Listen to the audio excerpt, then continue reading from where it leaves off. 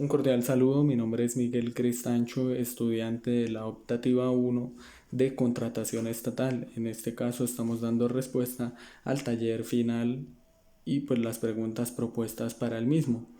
Entonces comenzamos pues con el primer punto en donde se pregunta de acuerdo al caso planteado qué modalidad de selección se escogería si el contrato no supera la menor cuantía. Entonces en este caso la modalidad a escoger sería licitación pública por cuanto se trata de una obra pública. Se va a realizar una obra pública, pese a que ésta sea de menor cuantía, pues es la modalidad que es más adecuada para la contratación de una obra pública.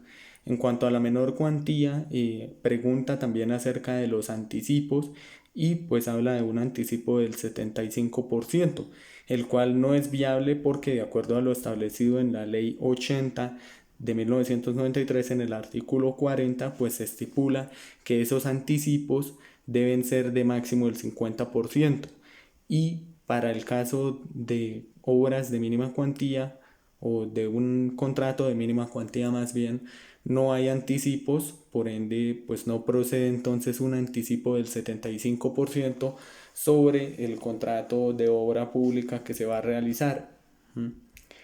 Ya en el segundo punto se pregunta entonces pues sobre los principios de la contratación estatal que se pudieron haber vulnerado en este contrato.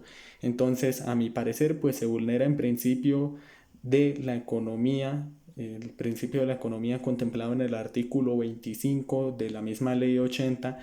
En el numeral 3 dice textualmente que se tendrá en consideración que las reglas y procedimientos constituyen mecanismos de la actividad contractual que buscan servir a los fines estatales, a la adecuada, continua y eficiente prestación de los servicios públicos y la protección y garantía de los derechos de los administrados.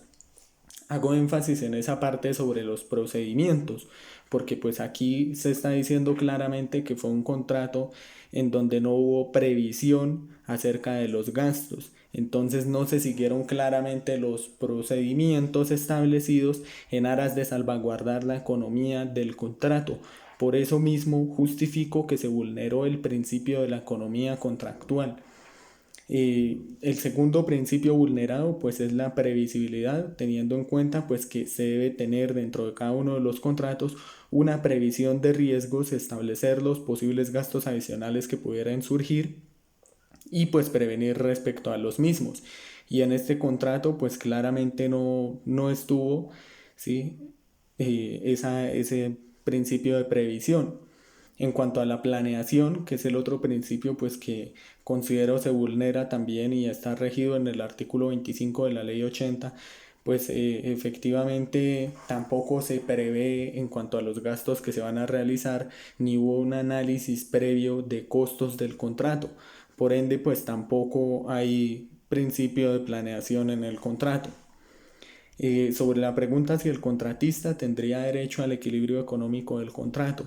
El contratista tendría derecho al equilibrio económico cuando se presenta, digamos, ese desequilibrio o ese desbalance por una causa ajena a su voluntad.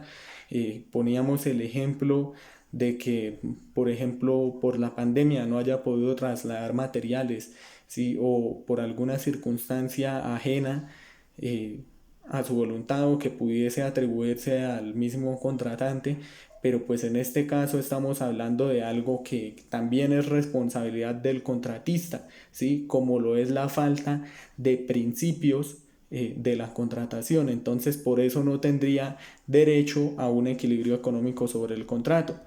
Y en la última pregunta, pues sobre si la cláusula desconoce algún principio de la contratación estatal, claramente pues se vulnera el principio a la transparencia, teniendo en cuenta pues que las sanciones tienen un debido proceso y en este caso se está estableciendo previamente una sanción, además de que la entidad es quien declara el incumplimiento del contrato y pues en este caso se está declarando prácticamente previamente, de manera previa.